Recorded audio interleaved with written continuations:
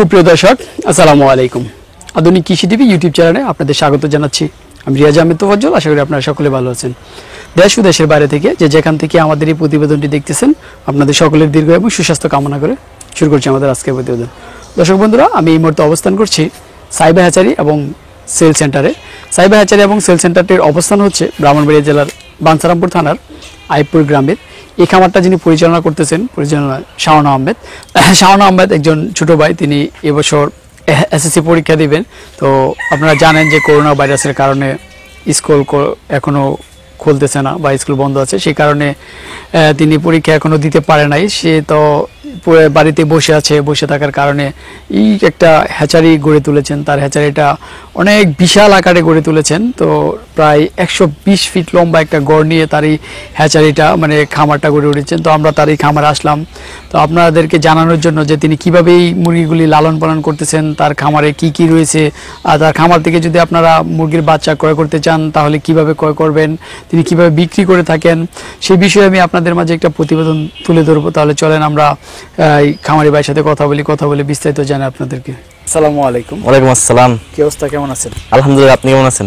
এই তো আলহামদুলিল্লাহ ভালো। তো এখন তো লকডাউন চলতেছে, তো এই অবস্থা আপনার খামারের কি অবস্থা? আছি আল্লাহর রহমতে, অনেক ভালো আছে আলহামদুলিল্লাহ। আপনার এই সাইবা হ্যাচারি এবং সেল সেন্টার আমরা দেখতেছিলাম এই ঘরটা আপনি নির্মাণ করতেছেন, তো অলরেডি এখন নির্মাণ করে ফেলছেন। আমরা দেখতেছি কিন্তু বাচ্চাও ছাড়ছেন, দুই জাতের বাচ্চা মনে হচ্ছে। কি কি জাত? এখানে আছে ব্ল্যাক অস্ট্রেলপ আর মিশরি ফাউমি। মিশরি ফাউমি না? কতদিনের বয়সে কোনগুলো? 1.5 মাস বয়সে দুটোটাই। দুটোটা 1.5 মাস বয়স না? এটা কি মানে আপনার নিজস্ব হ্যাচারির নাকি? আমার নিজস্ব হ্যাচারির। এটা এতদিন কোথায় ছিল বাচ্চাগুলো? ওই নদীর পার একটা খামার আছে আমার, ওই জায়গায় ওইটা সিট আছে, ওই সিটে ছিল এতদিন। মানে ওইখানে বোর্ডিং করা শেষ, এখন মানে এখানে প্যারেন্টসের জন্য ছেড়ে দেওয়া হয়েছে? হ্যাঁ। আচ্ছা, তো বিশাল লম্বা ঘর, ওইদিকে মনে হয় একটু বড় সাইজ আছে, আমরা এর আগে দেখে গেছিলাম। ওইগুলো কি বিক্রি হয়ে গেছে? হ্যাঁ, ওইগুলো বিক্রি হয়ে গেছে।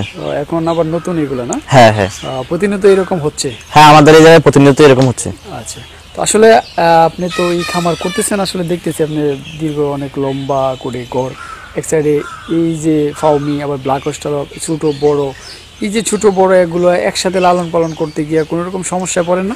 না, আমার বায়ো সিকিউরিটি ভালো আছে। যদি আপনার ট্রিটমেন্ট ভালো থাকে এবং পরিচর্যা ভালো থাকে তাহলে সমস্যা হবে না আল্লাহর রহমতে। সমস্যা হয় না? আচ্ছা, তো আপনি তো মানে 0 দিন থেকে বাচ্চা ডিম পাড়া পর্যন্ত লালন পালন করেন, তো কেউ যদি করতে চায় তাহলে কিভাবে করবে, একটু বিস্তারিত বলেন তো। আপনারা যারা খামার করতে যাচ্ছেন তারা দেখে শুনে বুঝে তারপর খামার করেন। আপনারা হুটহাট না জেনে না বুঝে কোনো কিছু করা ঠিক না। জানেন, বুঝেন, তারপর খামার করেন।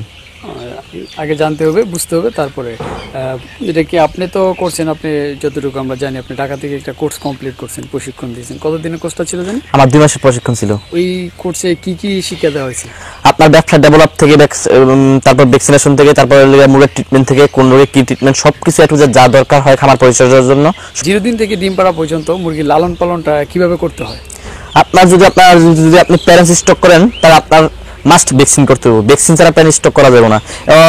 ভ্যাকসিন তা সঠিকভাবে করতে হবে। খালি হুটহাট ভ্যাকসিন এই রোদের মধ্যে খালি ভ্যাকসিন করলে মানে ভ্যাকসিনের কয়েকটা নিয়মকানুন আছে, সবগুলো দিক নির্দেশনা মাইনে তারপর ভ্যাকসিনেশন করে সবকিছু প্যারেন্টস স্টক করতে হবে। আর বায়ো সিকিউরিটি থাকতে হবে মাস্ট। বায়ো সিকিউরিটি ছাড়া প্যারেন্টস স্টক করা যাবে না। আচ্ছা, তো যত্নটা কিভাবে নিতে হয়? যত্ন বলতে আপনি খাবার পানির টাইম মতো দিতে হবে। আপনি একটা শিডিউল করে নিতে হবে, এই টাইমে এইটা। তারপরে লেগে আপনার মুরগির কোনো সমস্যা হচ্ছে কিনা, আবহাওয়া কোনো সমস্যা হইতেছে না, তারপরে লেগে আপনার ঘরে গ্যাস জমতে দেওয়া যাবে না, এরকম ভাবে আপনার পরিচর্যা করতে হবে আর কি। দেখে শুনে যে সময় যেটা প্রয়োজন, যে সময় চাচ্ছে সবকিছু দেখতে হবে। আচ্ছা, জি, আপনি যে ঘরটা তৈরি করছেন এটা উত্তর দক্ষিণ লম্বাটা দিচ্ছেন নাকি? হ্যাঁ, না, লম্বা দিচ্ছেন পূর্ব পশ্চিম? আর লম্বা হচ্ছে পূর্ব পশ্চিম আর প্রস্থ হচ্ছে গিয়া উত্তর দক্ষিণ। উত্তর দক্ষিণ। কত ফিট বাই কত ফিট দিচ্ছেন? হ্যাঁ, 120 ফিট বাই 30 ফিট। 30 ফিট। প্রস্থটা কত ফিট? 30 ফিট আর এমনি লম্বা 120 ফিট। লম্বা 120 ফিট না? আচ্ছা, তো এই যে এখন একদম খোলামেলা পরিবেশ দেখতেছি, আপনি চারো সাইডে একদম খোলামেলা রাখছেন, এতে করে কি সুবিধা পাচ্ছেন?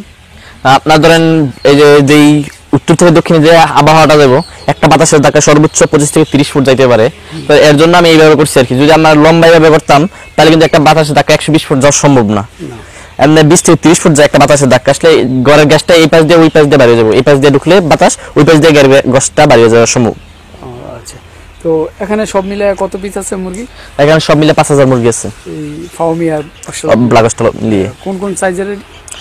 1.5 মাসের আছে লিগিয়া 2000 আর 2 মাসের আছে 3000। 2 মাসের আছে 3000 না? আচ্ছা, তো এই যে আপনি এগুলা দেখাশোনা করতেছেন, লালন পালন করতেছেন, আপনার সাথে আর কে কে আছে? আমার সাথে 2 জন কর্মচারী আছে। 2 জন কর্মচারী আছে, তারা মানে সার্বক্ষণিক দেখাশোনা? হ্যাঁ, তারা সব সময় দেখাশোনা করে। আর আমি আমার টাইম মেনটেন করে আমি আইসা দেখাশোনা করি আর কি। রাত্রে আসি না, নির্দিষ্ট টাইম আছে, টাইম অনুযায়ী আসি। তো নতুন খামারেরা যদি মানে খামার করতে চায়, শুরু করতে চায়, তাহলে তারা কিভাবে শুরু করবে? তারা যদি ছোট বাচ্চা দিয়ে শুরু না করলে তাদের জন্য সবচেয়ে ভালো হইব। যদি বড় বাচ্চা দিয়ে শুরু করে, তারা প্রথম যেহেতু তারা ভ্যাকসিনেশন, তারপরে লেগে সব অনেক ট্রিটমেন্ট আছে, ম্যানেজমেন্টের ব্যাপার আছে, বুঝবে না। তাদের ভালো হবে যদি 2 থেকে 2.5 মাসের বাচ্চা দিয়ে শুরু করে, সবচেয়ে ভালো হবে তাদের জন্য। 2 থেকে 2.5 মাসের? তো আচ্ছা, তো 2 থেকে 2.5 মাসের বাচ্চাটা দিয়ে তারা যদি শুরু করে তাদের জন্য ভালো হবে। আর জিরো দিয়ে ভালো হবে না কেন? যদি আপনি ধরেন আপনি প্রথম আপনি এটা বুঝতেছেন না কিভাবে ভ্যাকসিন দিতে হবে, কমনে কি করতে হবে, সবকিছু আপনি ম্যানেজমেন্ট আপনি জোগাইতে পারতেছেন না, সবকিছু আপনি কমপ্লিট করতে পারতেছেন না। তো আপনি যদি একটু বড় বাচ্চা দিয়ে শুরু করেন, আপনার এই ভোগান্তিটা শিকার হইতে হবে না আর কি। আচ্ছা, তো সে তো শিখতে পারলো না যে জিরো দিয়ে শুরু না করলে বড় দিয়ে শুরু করলো, তার তো একটা শিক্ষারও ব্যাপার স্যাপার আছে যাতে পরবর্তীতে আবার আর করতে পারে। তো বড় বাচ্চা নিলে তো তার মানে শিকার ঘাটতিটা থেকে যাবে না। এই বড় বাচ্চা নিলে যেই আস্তে আস্তে যে পরিচর্যাগুলো করবো, ওই থেকে শিখে যাবে আর কি। আচ্ছা, খাবার দাবার কি দিতেছেন? খাবার দাবার দিতেছি সোনালী গোয়ার সবগুলারে। এখন সবজি সোনালী গোয়া? হ্যাঁ, 1.5 মাস প্লাস যেহেতু সোনালী গোয়ার চলতেছে সবগুলো। ছোট সময় কি দিয়েছিলেন? সোনালী স্টার্টার। ছোট সময় স্টার্টার দিয়েছেন। আচ্ছা, ফার্মে মুরগির একটু লাভ লসটা একটু বলেন তো, এটা আমরা কেন লালন পালন করবো? ফার্ম মুরগি মূলত ডিমের জন্য।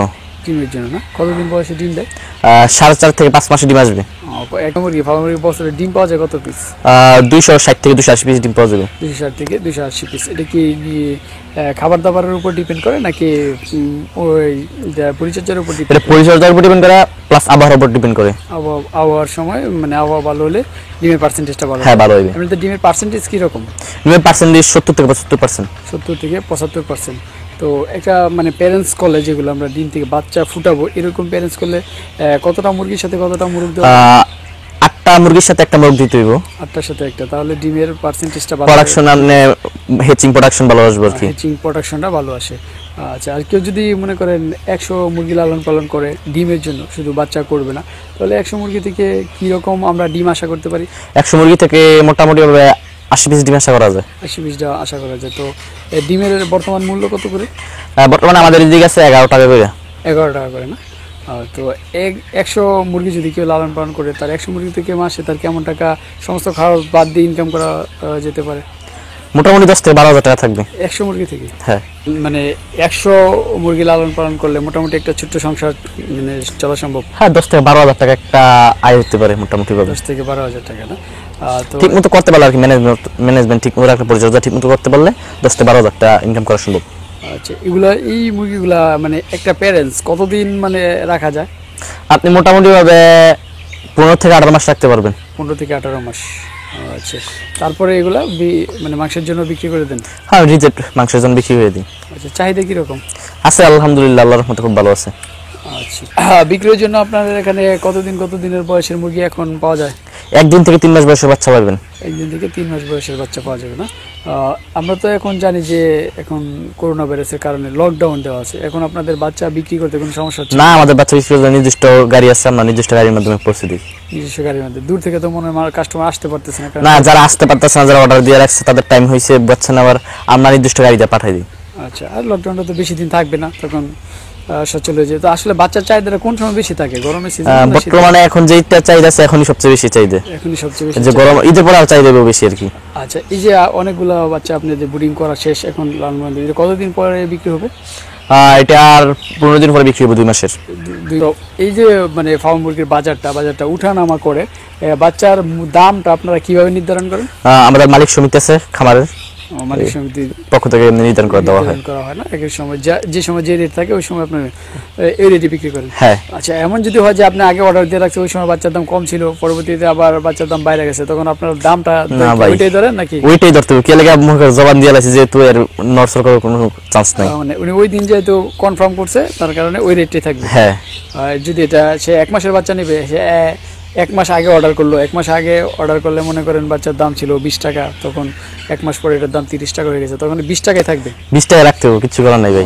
সেই জন্য আপনারা কি কাস্টমারদেরকে আগে মানে অর্ডার দেওয়ার জন্য বলে থাকেন? হ্যাঁ, আপনারা আগে অর্ডার দেন, যদি বড় মাল লাগে আপনারা আগে অর্ডার দেন, ছোট মাল লাগলো কয়েকদিন আগে অর্ডার দেন, আপনার জন্য ভালো হইব। আচ্ছা, ঠিক আছে। তো আমরা তো জানি আপনারা পরিবহনের মাধ্যমে পাঠায় দেন দেশ বিদেশে, মানে দেশের যে কোনো প্রান্তে আপনাদের এখান থেকে নিতে পারে। তো আসলে নেওয়ার সময় যদি আপনি কিছু বাচ্চা যদি মারা যায় বা এই ক্ষতিপূরণটা কে বহন করে? এটা আমাদের, যদি আমরা আমাদের নির্দিষ্ট গাড়ি যা পাঠাই, যে আমাদের দায়িত্ব নিয়ে পাঠাই, তাহলে আমাদের এটা আপনাদের। আর যদি তারা এসে নিয়ে যায়? তারা এসে নিয়ে গেলে যদি ক্ষতিগ্রস্ত হয় আমরা সাধ্যমতো চেষ্টা করি দেওয়ার জন্য, যেটুকু সাহায্য করার। আচ্ছা, তো তারা এসে দেখে শুনে বুঝে তারপর ক্রয় করতে পারবে? হ্যাঁ, তারা আসুক, দেখুক, বুঝুক, তারপর ক্রয় করুক, সবচেয়ে ভালো হইব।